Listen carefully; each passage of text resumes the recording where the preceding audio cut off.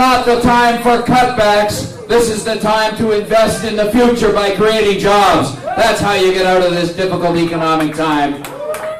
We know where our priorities are, and that's to support programs that will bring equality to women around the world, and that includes freedom of choice. And we know where we stand on these issues. And just to let you know where we're coming from, we come from the Quebec City action, where the deal there was they built the fence to keep the people out.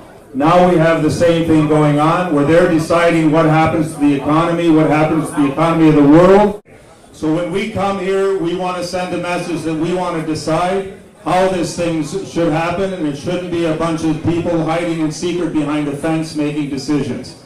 The other thing is, what I'm very outraged about is this new law where they in secret can change the rules, can change the law, can take away what supposedly we call our rights. And people, if you want to know how serious this is, along with the 20,000 police in riot gear ready to attack everyone, the Nazis, when they did their actions, setting up their concentration camps and putting people in them, they passed laws to make that legal.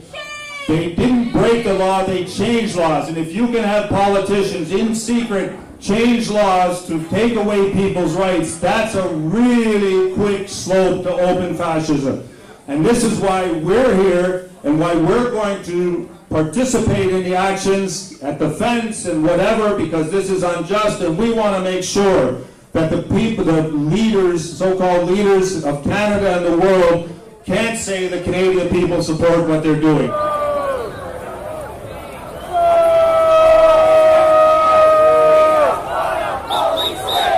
Instead of spending $1 billion on security, we could have gone and built water treatment plants right across this province, such that our native children can actually live in health and have a decent standard of living.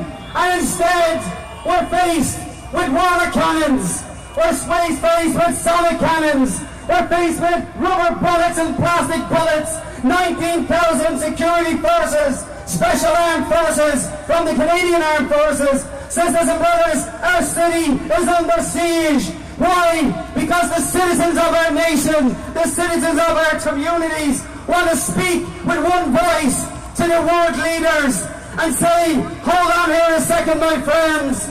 It wasn't the workers of the world or the workers of Canada that caused this financial crisis. We don't want to see corporations coming into this nation of ours, taking the natural resources out of the ground and kicking the workers to the side of the streets. For God's sake, let's come together. Let's unite the labour movement, the environmental movement, community activists. Let's speak with one solid voice and say that a new world can be dreamed of.